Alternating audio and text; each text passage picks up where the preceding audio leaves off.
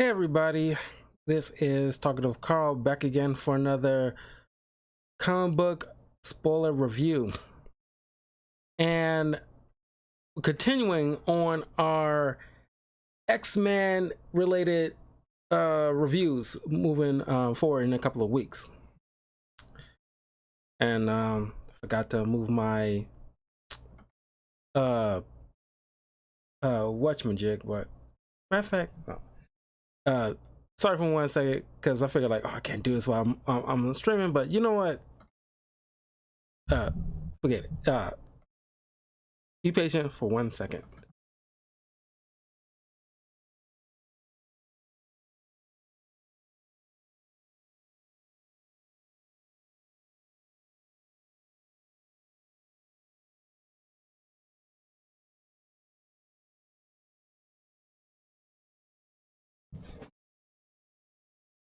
Because you know what? Screw it.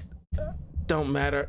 I want you guys to see like the color thing, even though it's daylight right now and I got the ring light on. I wanted to be like as colorful as possible. So,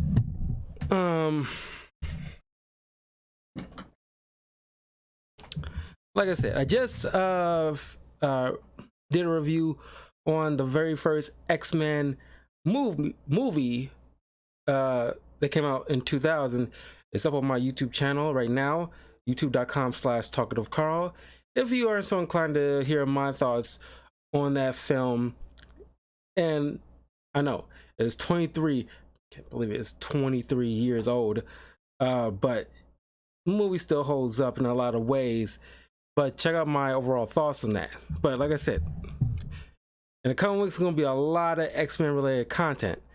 And before I even get into the team-centered comics about the X-Men, I want to cover the individuals, at least like I say the core individuals, but there's going to be some few outliers too that's tangentially tied to the X-Men, like the origin of Deadpool I want to cover as well.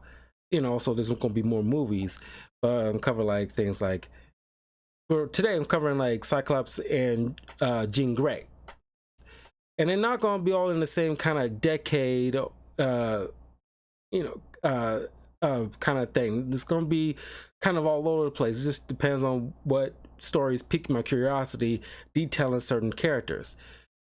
You know, today's gonna be Jean Grey and Scott Summers. Next time I'm gonna be Jubilee and Wolverine. Speaking of Jubilee, I'm covering all the X-Men TV shows as well.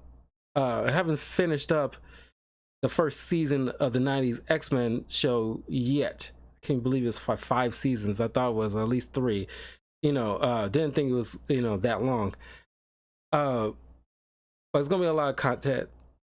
You know, things like Archangel, Gambit, even Sabretooth and Magneto, Emma Frost,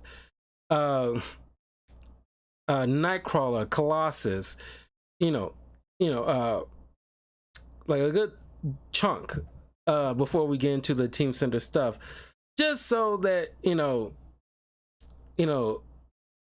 already should know about the X-Men, but you can get the feel of like the individual, and how they work and so on and so forth. And I wanted to start off with Cyclops, and I think it's highly important, in my opinion, that there was at least a couple of Cyclops stories that like I could easily tell. This one seems, because I wanted like a more mature Cyclops, experienced Cyclops. The other one, he was kind of like in his teens, because there are certain X-Men stories back in like the mid 2000s when it's like well, not mid 2000s, but it's like getting close to like 2010s, where like the X-Men, the younger X-Men, were time displaced to the future, sort of replacing the older X-Men when they died off or whatever. And it was a whole thing. Jean Grey the Jean Grey story that I'm going to be telling after this video will be around that era.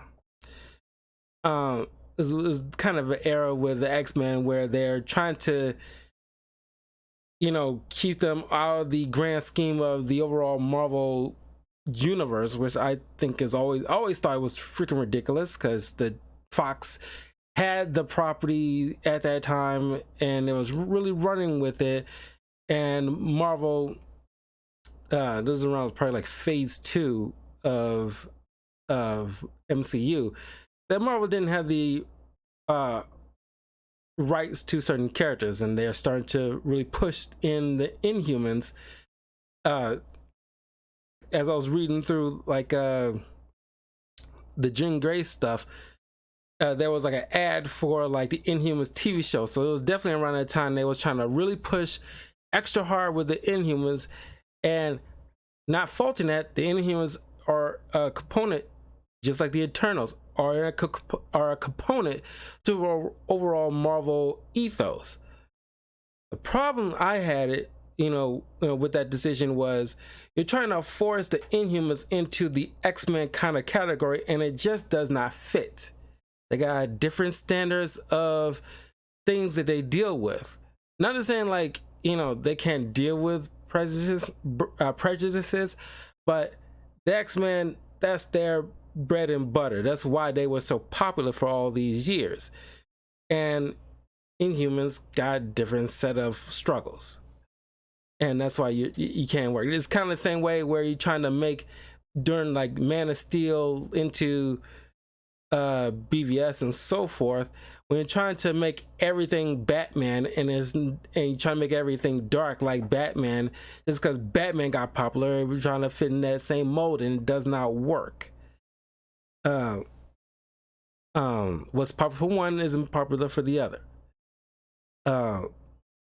So I wanted to start off with Cyclops because I had this discussion with a few friends of mine, and growing up, especially watching like the 90s TV show, that didn't hear much as a little kid, but it was like years later when people talking about how boring Cyclops is, and they put the fault on the 90s TV show. I'm pretty sure I'm going to cover that once I cover the first season, or at least subsequent seasons of the 90s X-Men show, that, oh, Cyclops is just a stick in the mud, he's boring, and blah, blah, blah, blah, blah. And there's moments, and it's usually the X-Men TV shows, that, of course, that's the benefit of being a TV show. You can focus on any one of the characters at any given time, rather than certain movies where they kind of like, as I mentioned in my X-Men review, that the fault with the Fox studio is that you over rely on Wolverine, Magneto, and Professor X and Jean Grey, and to be your front and center stories. And it's like, you have a plethora of characters. Sure, you're telling like a team movie, but each movie could be about one particular character, and everybody, supporting that character. One can be about Rogue, the other can be about Cyclops, the other can be about Jean Grey, the other can be Professor X and Xavier. One can be about Colossus, blah, blah, blah, blah, blah. And that's what you should have been doing, instead of just focusing so much energy into one character that's popular. And I get it, they want guarantees of box office revenue, but you're not giving your directors and your writers any due credit. It's like, ask Bryan Singer, like, hey, which one of the other X-Men characters should you give credit to James Gunn? And like, he make lesser characters very popular. They should, I did a discussion video a long time ago, which you can check out on my YouTube channel, youtube.com/talkativecarl, that if I was directing one of these X-Men movies, I would want to direct a Jubilee movie, because another people don't like, there's people out there who actually don't like Jubilee, and I think she's an awesome character, especially after Shang-Chi came out. There's gonna be like a fervor for Asian representation in superhero superhero movies, and she is popular. The iconic, she has a very iconic look. And just like with Star-Lord with his 80s music and blah blah blah, I can like, you know, bring popularity to malls again, and have Jubilee just has like, you know, a classic you know, CD player, you know, like back in like the 90s, people had like CD players on the hip and everything like that, and like you can just play a bunch of 90s classics, which I list a bunch of songs from the 90s decade, you know, that, you know, you can like really make a solid soundtrack for. And like, you know, there's actually like a villain that Jubilee dealt with that can be her own thing, without having to borrow from like an X-Men catalog, you know, that they all fought before. Just something that she dealt with personally, and could still deal with, you know, racism, and not only against mutants but Asian people. You can do a lot, and that's what I would have done. And Jubilee is actually a fascinating character. Her powers, it ain't just fireworks, even though, yeah, pyrotechnic plasmoids, if you want to be technical with the name. But you can do a lot with that. You know, she makes explosions, just in, you know, very color coded explosions, but they're still explosions if you do it right. She can be a very dangerous Omega level mutant if you push a narrative in a certain way. But I'm going off on a tangent, but I just thought I'd bring it up like while I'm letting you know what my plans are in the coming weeks. Anyway, Cyclops, Odyssey. It's around the early 2000s, of course, when like the movies are really picking up steam. So they got the whole black, you know, leather kind of clothing here. But unlike the movies, they want to add some color to it, at least as much as they possibly can, with the black and yellow. So while training in the danger room, this is like sometime after some kind of serious event that they dealt with. Professor X calls Cyclops into his office and asks him like, "Yo, like, you know, how's things holding up with you?" "Oh, the team's doing well, blah blah blah blah. We're just going through the training thing." It's like, no, I'm not asking about the X-Men. How are you doing? Well, I'm sitting there, you know, going over like exercises. I'm, doing a peak performance, and I was able to maneuver my beam shots and blah blah. Like, no. I'm not asking about Cyclops. I'm asking, how is Scott Summers doing? Because you went through a very serious situation. I don't think you had like some time to yourself. I think you should, take some days off and do some self-reflection. And Cyclops was like, "No, I'm fine, Professor." Oh, that wasn't a request. So he's, I was like forcing, but he's like, I don't know at that time what they dealt with prior to the story, but it must have been like something serious in order for especially, I guess, towards Cyclops, in order for to have Professor X to tell him like, "You gotta take a vacation, dude." Essentially, because people say Cyclops is a stick in the mud, but it's like, he is a leader and he has a lot on his plate, and he's a very responsible person, and sure, he's one uptight, so he could benefit for some R&R, some time to himself. And that's another thing I wanted to bring up.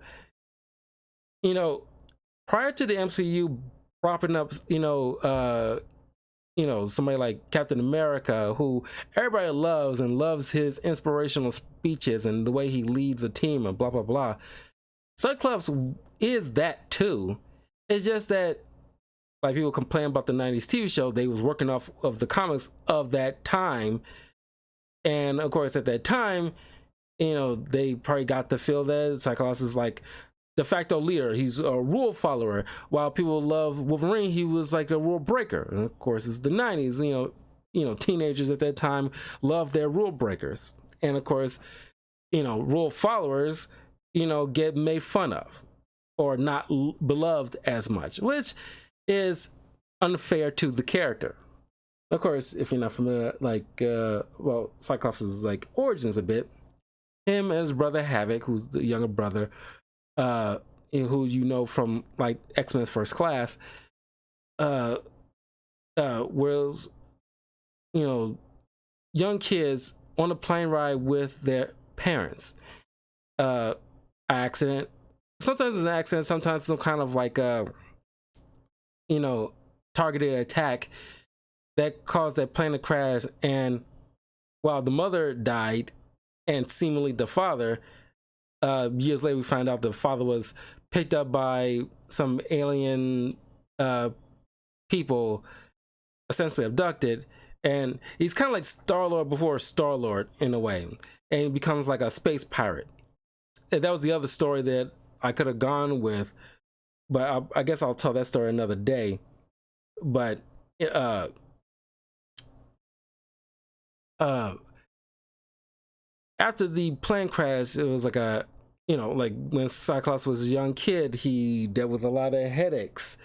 But after the accident, that's when he bumps his head, that damaged a certain part of his brain that would have helped him control his mutant abilities to fire optic blast. Now,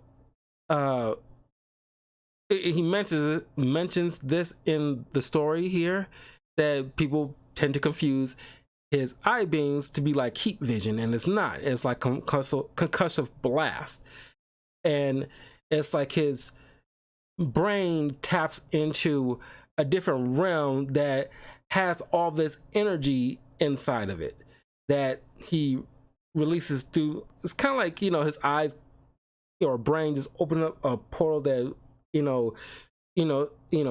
opens a doorway essentially to this realm, and the energy flows through his eyeballs. And there are times we'll show in this review here, but there's moments like X-Men Evolution. I still to this day, and there's a story in X-Men Evolution, another episode.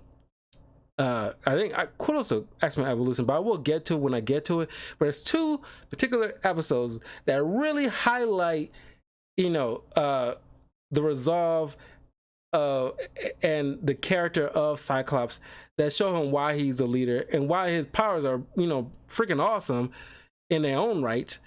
One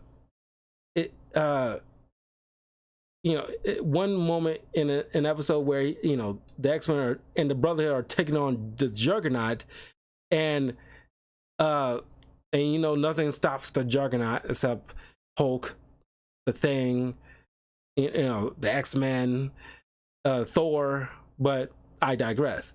But it was more where he was charging at them, and it's like Cyclops just whips off his visor. You think you could take this big man? And he takes it off and just unloads that. It didn't necessarily stop the Juggernaut, but it definitely like pushed them back a few feet. That's how freaking, if you're familiar with the Juggernaut at all, that's no easy feat. So the force him back a few inches to like just like make him like fall back the way he did shows the level of strength when Scott really unloads. But these things are very powerful.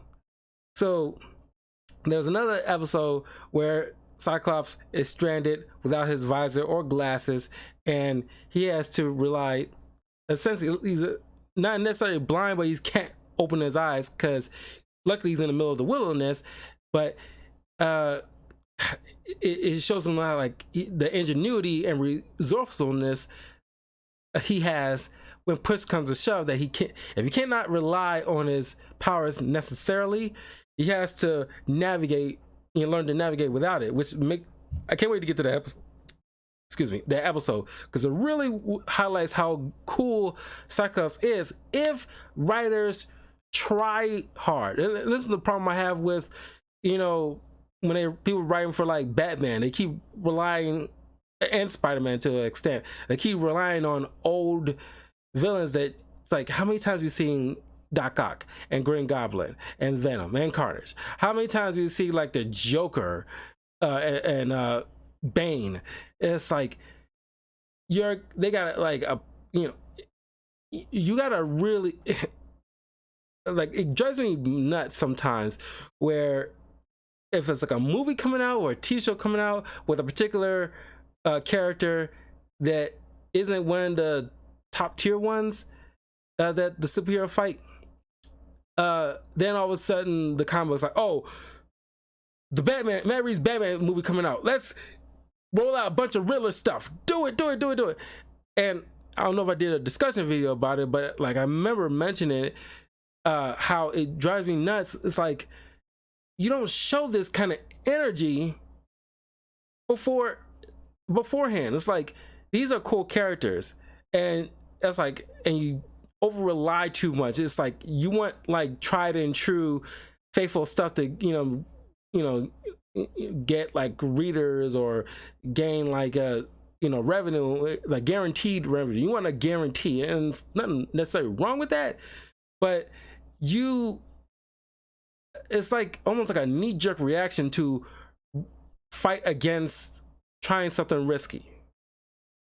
And it's like, if you love comics and like a particular character, and like if you love the X-Men and you know all their rogues gallery, why don't you make sure like, oh, hey, I want to tell a story, but I don't want them to fight Magneto. Let's them fight I don't know, the Shadow King.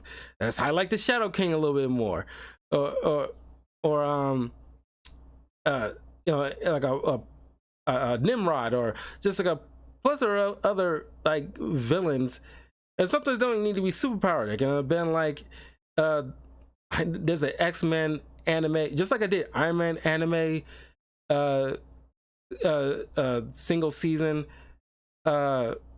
review, and then you highlight the Zodiacs in Iron Man anime.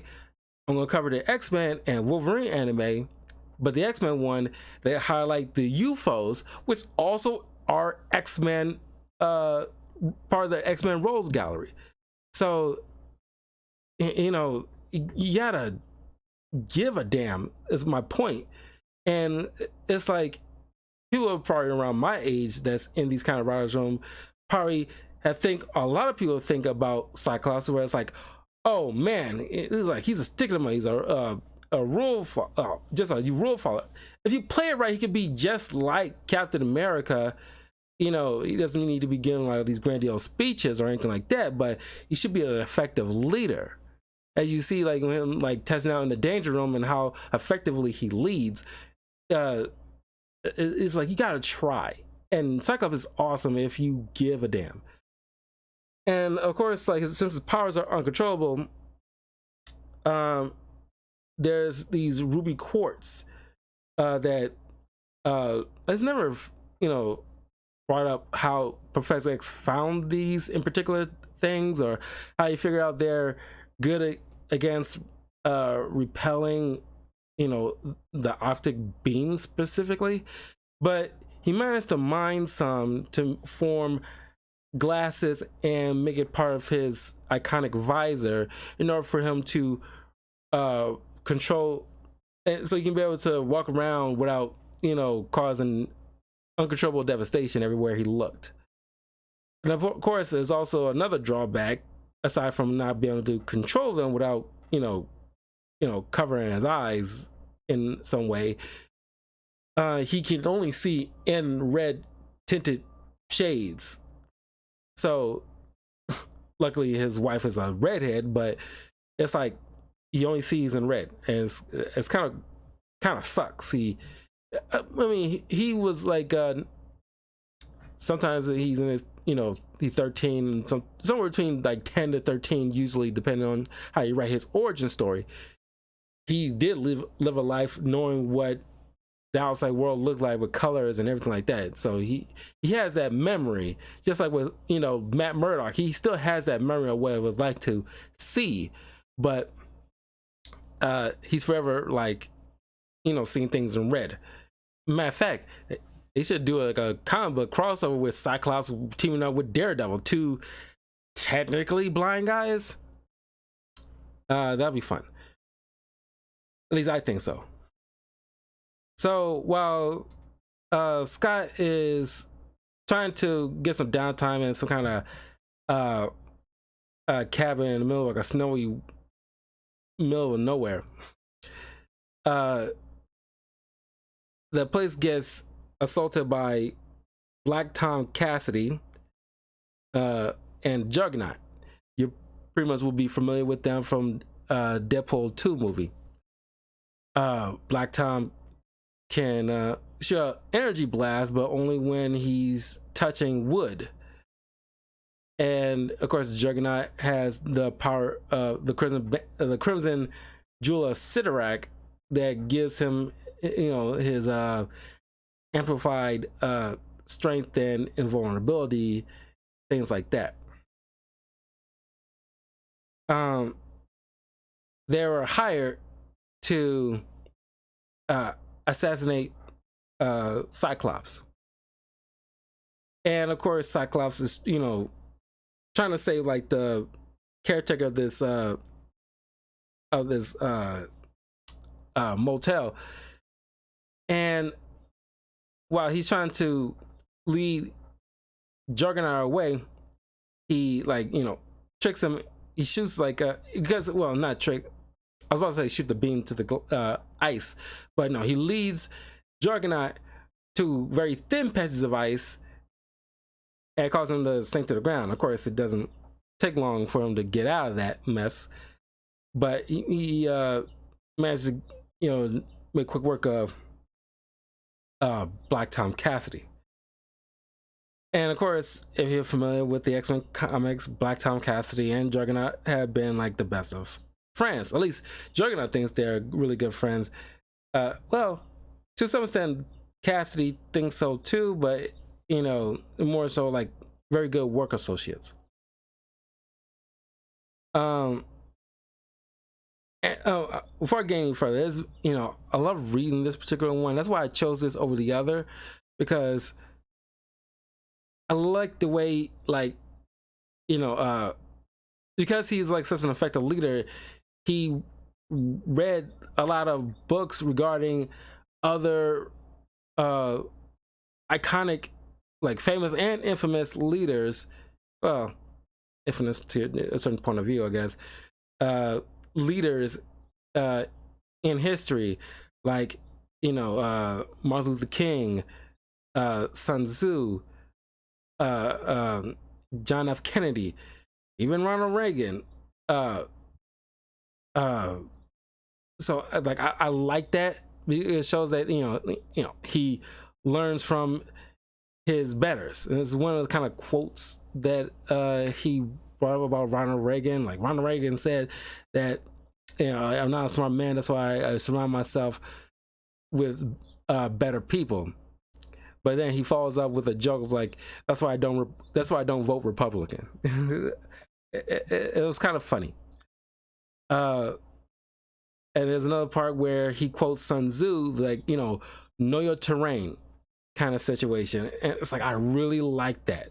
I really, really like that, because this kind of thing should highlight more with Scott Summers, that kind of would separate him a little bit from somebody like Captain America, where it's like, I'm pretty sure Captain America probably read stuff here and there about like leadership skills and everything like that, but in order to effectively lead someone as a team as big as the X-Men, he needs to be able to learn how to maneuver people in the right ways in order to get like the best outcome as possible to win the day.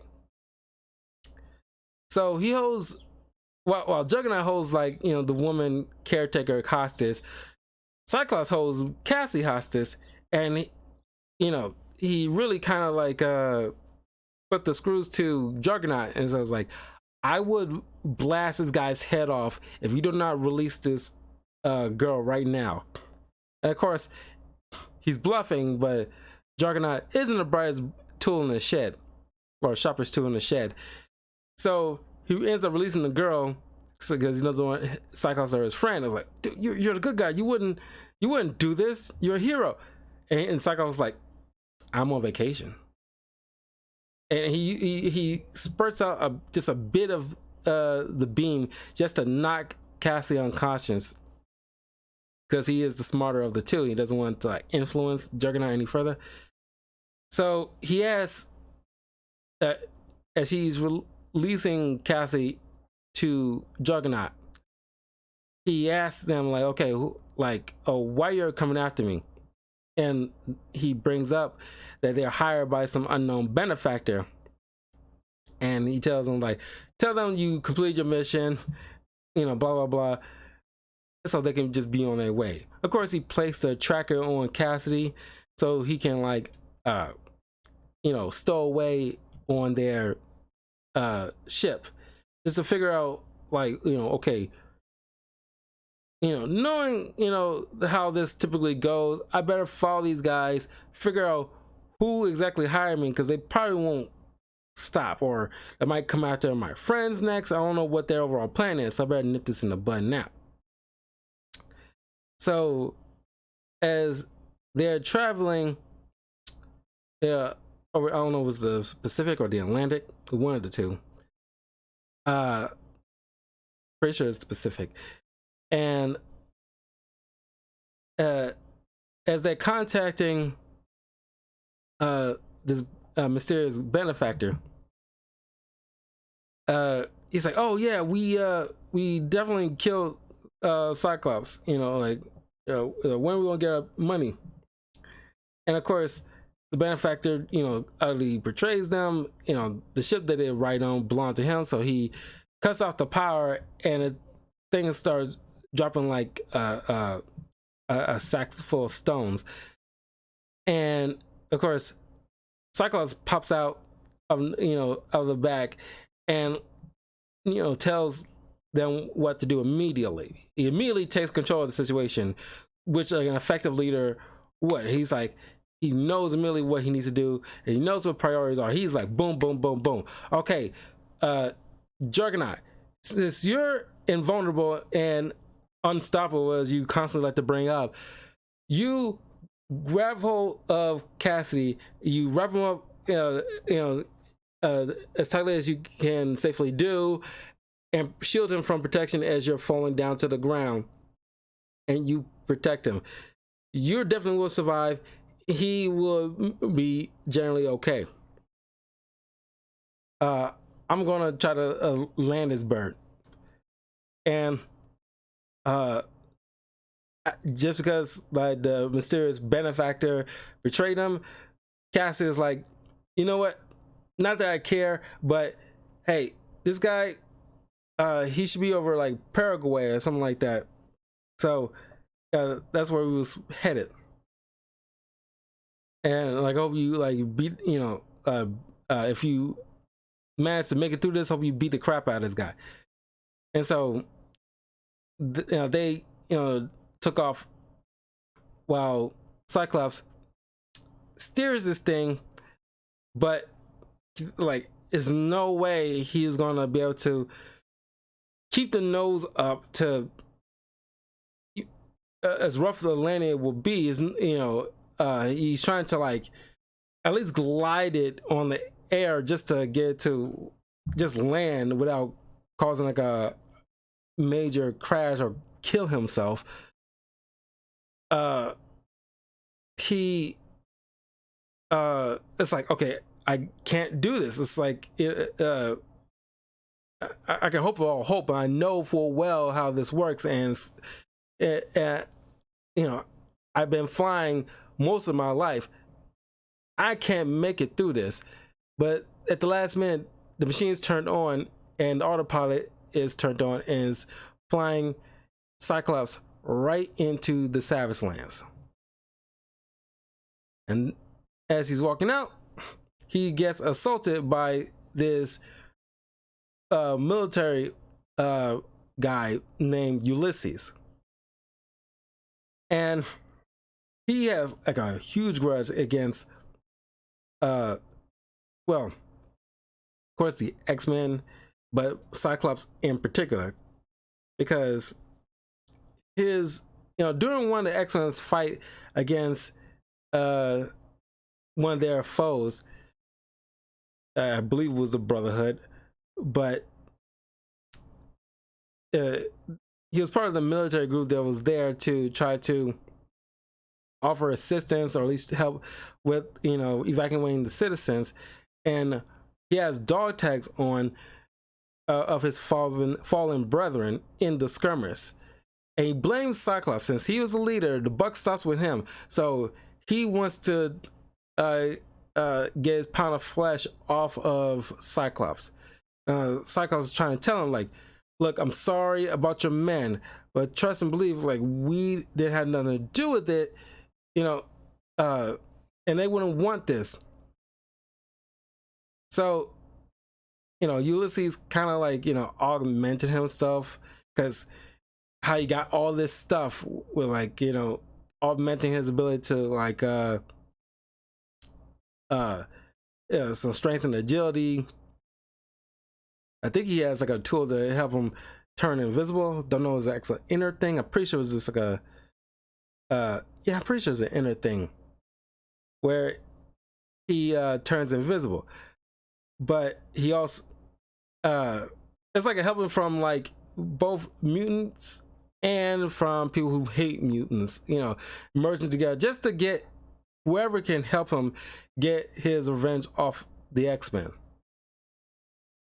So his plan was isolating Cyclops, so that way, because the Savage Lands is pretty much cut off from the rest of the world. It's like a large island that was part of the prehistoric age that got swept up in like a Bermuda Triangle kind of situation, and so that way things allowed to stay in the time period that they are with dinosaurs. And you'll soon see some kind of I don't want to say cave people, but people who, like, because there's a bunch of planes and boats and stuff from people and pilots that were part of the world that ended up here, that kind of thing. So, a second. So while Cyclops is duking it out with this guy,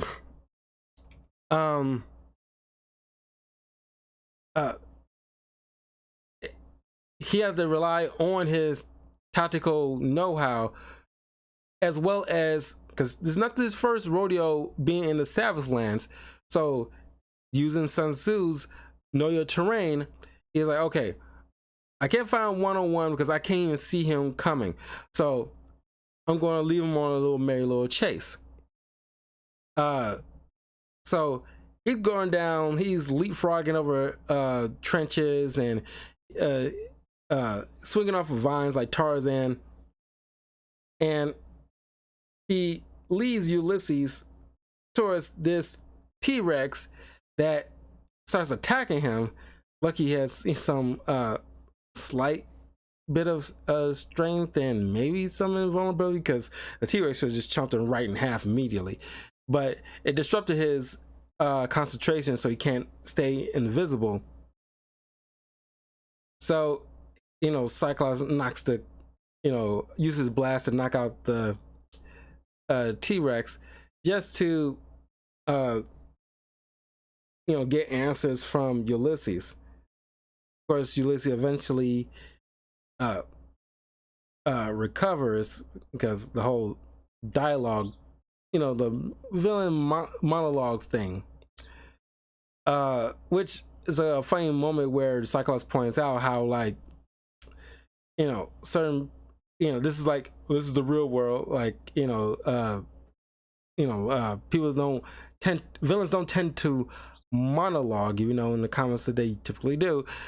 They just, in the real world, they'll just cut right to the chase. It's like, it's like, look at what happened to Martin Luther King and John F. Kennedy. There was no villain monologue. They just did it. And so he runs off, but not before Ulysses snatched his visor. So he ends up running off like he has like his ruby shades, but during the tussle, one of the lenses cracked, so he has to put like a bandage on one of his left eye, so that way, the energy don't leak out. So now he's partially blinded, and he's running into this cave, which he keeping Ulysses from coming after him because he at this moment got the upper hand. He shoot out a beam to collapse part of the cave to cause like a to block the entrance. Of course, he feels like, okay, now I'm trapped here because I can't take this guy on in the condition I'm in. So Ulysses resigned to like leave him there as he's making his way back to his ship to get off the island, because now he's planning on going after his teammates one by one. Cyclops, after battling some mutated bats, he come across some cave people who are blind, and one of them knocks him out with, I don't know, with just like a quick thwack. And it's like, I don't know how strong this dude is, but I don't know, it's a combination of Cyclops being exhausted. But Cyclops wakes up, talks to one of the females who is a part of this group, who he tells like he needs help getting off this island because he has friends that need him, but they need his help in order to stop this creature who caused them to all go blind. And if he manages to deal with them, they will help him find a way out of this cave and off the island. So Cyclops, going to this blind swordsman field like, Kenshi from Mortal Kombat, he's like, okay, I can't risk getting completely blinded by this thing, so I'm gonna try to, because he remembers his training with the professor, where it's like, in case something happens where you cannot rely not just your powers but your eyesight in tandem, you're gonna need to be able to fight blindfolded. And Cyclops points out how much he hated that, but it's always some things like you learn in your youth that turns out to be a benefit to you later on in life, but you still will admit how much it sucked during that period. So Cyclops nearly getting his, he's cutting off tentacles left and right. He's still very capable blindfolded, which I really would like to see more of, the way he's able to handle himself as a swordsman. One of the other tentacles managed to grab him, so now he's in a vulnerable state. And here comes this lady from the group, comes in and attacks this beast, causing it to let Scott go. And knowing this girl's about to die, thanks to him, he's like, okay, F this. If I'm blind, I'm gonna go blind, knowing that I can I'd rather go blind than not be able to look at myself in the mirror, because I let this woman die on my watch. So he takes off his blindfold and just unleashes a barrage of blast, annihilating this creature. And because of the death of this creature, it restores everybody's blindness. And Scott was wondering, like, how come I never got blind? I looked at the creature, and the lady points out, "Oh well, since the creature's dead, the curse that it bestowed on all of us was lifted, so it never really affected you." Which it kind of feels like is a sort of a cop out, because it's really like a quick way of resolving that particular issue. This, I don't hate this particular issue. This is like a 4-part story. This is like in this third issue. I don't hate it, but it feels like, man, it's like one of those moments in the movies that drags for certain people.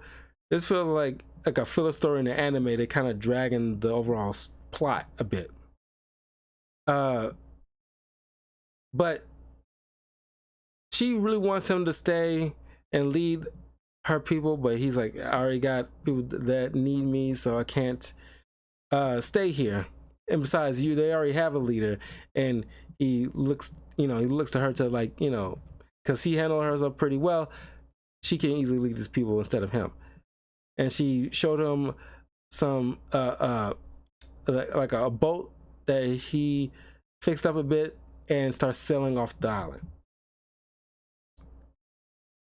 But it was like that. I mean, as as this issue felt like at moments it dragged a bit with this whole cave people story, it was still great to see. I mean, fillers are alright if it's serving like an overall part of the narrative. Usually, I think they don't. But it shows off his swordsman skills and the full might of his eye blast when fully unleashed. That can like just rip apart this huge humongous beast.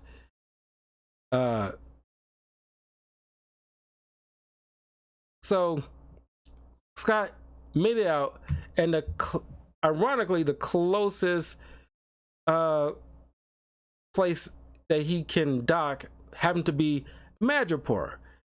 If you're no, not Madripoor, but it was like another place near Paraguay that was like Madripoor, but not the same thing. So it's a very criminal heavy element on this place. So as he make it to land, he tracks down where Ulysses is held up at, and he's talking to 3 other soldiers, one of them questioning this entire thing, where it's like, man, it's like, what you're doing seems kind of effed up.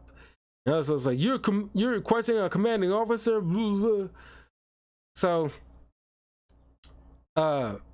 Cyclops burst in like freaking Batman, and it starts trying to take these guys down. However, they are now, because they study their enemy, they're wearing these suits that is fashioned from ruby quartz, which heck of kudos, because heck of a way to be able to fight against somebody like Cyclops. Wears something that his eye beams can't affect them. So now he's got to think outside the box and deal with these guys. I love this awesome moment where he's jumping in and knocking the heck out of Ulysses, and it kind of reminds me of like Blade 2, where it's like he takes down Ron Perlman, and because Ron Perlman had his glasses, it was flinging in the air, and he catches it and just pulls it down, and it's like, God, that was so cool. I was like, okay, because I'm pretty sure somebody who I forgot who was writing this. Shoot, I did not bother to tell her who did like the writing and the artwork, because clearly this person was thinking about Blade 2 when they was putting all this together. At least the artist was. Sorry, 1 second here. Got the window cracked a bit, because if you're hearing like kids and everything like that, that's why.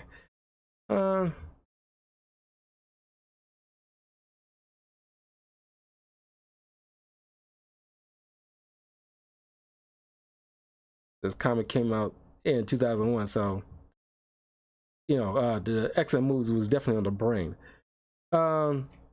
Writer Brian K. Vaughan and artist Mark Textria. So of course, Textria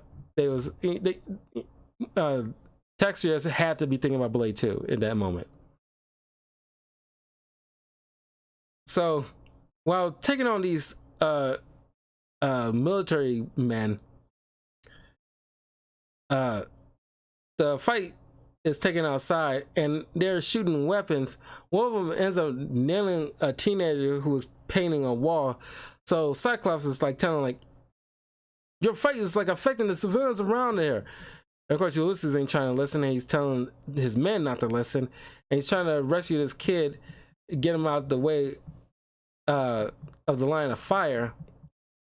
And one of the men is like, who's seeing all this is like, okay, no, I can't do this. This is like wrong. You're out of line. And Cyclops telling him, it's like, you cannot, don't follow blindly, think for yourselves. Because it's a fine line to walk, I imagine, with a soldier or police officer in certain cases, where the commanding officer is doing something that's clearly wrong. And of course, you gotta listen to your commanding officer, or the general or whomever. But if what they're telling you to do go against everything you believe in and definitely against the law, you should be able to step up, because at that point, damn following orders. And that's what one of these guys do, who just takes this mace, his energy mace that he has, and just shatters the Ruby Core's armor that Ulysses is wearing. And Cyclops is just like, before he turns invisible, Cyclops is like, because he's doing his villain monologue, Cyclops is like, shut up!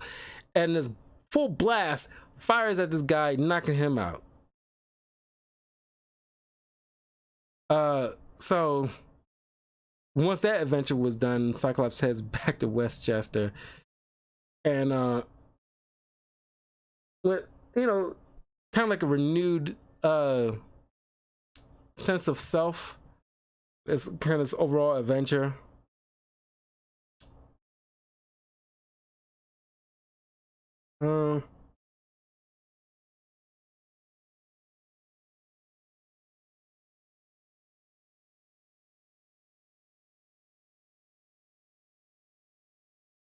Um,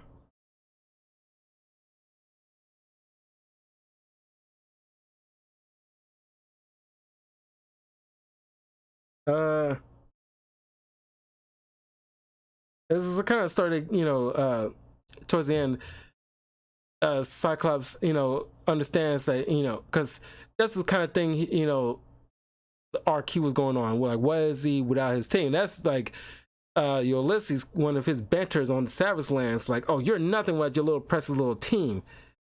And even like, Juggernaut and Cassie points it out. It's like, oh, what are you without your team? Because like, Cyclops is almost always with the X-Men, leading them, and he always had backup. But without all that, could he handle himself? Which proves that he can. So it renews kind of like a confidence in himself. But this is actually a fun read. Like I said, the third one felt, like it's, slowing down like the overall story, but it has its moments in of itself. But yeah, this is like a good story. It's a 4-issue run. I recommend just checking it out.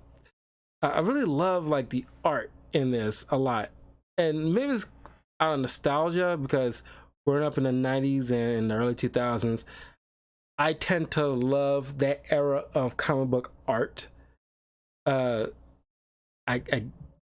hard for me to put into words as to why. It's just something that's I find near and dear to me. It's just the way it's look. It doesn't have to be hyper realistic, but it works just enough for me. But anyway, that was Cyclops Odyssey. Like I said, written by Brian K. Vaughan, it's very good, and Mark Textria. I'm not sure how much other art he's done. I'm pretty sure he is more often than not has been significant. But yeah, so that is like a Cyclops story for you guys. Hopefully you guys feel more inclined to check out some Cyclops stories and actually give the character a chance, because he definitely deserve like his props, being an effective leader. And too many people have been, don't listen to other people, formulate your opinion of yours for yourself, and actually take the time out to read some is at least a few Cyclops stories that you can check out. But this is like a 4-issue one, so it's like quick and easy. You can do this in a day and check it out and see for yourself why like he is a dope character. But anyway, I'll see you guys in a few minutes, as I will then cover Jean Grey story. So don't forget to follow me on links in the description. Leave a like, comment, share this with your friends. Subscribe to my YouTube channel, youtube.com/talkativecarl. And are 20 subscribers away from reaching the 400 subscriber goal, and therefore the goal of making a video, Hot Ones challenge video, while I'm answering your questions, while trying out each of the hot sauces from the Hot Ones show. Anyway, I will see you guys in a few minutes. Take care.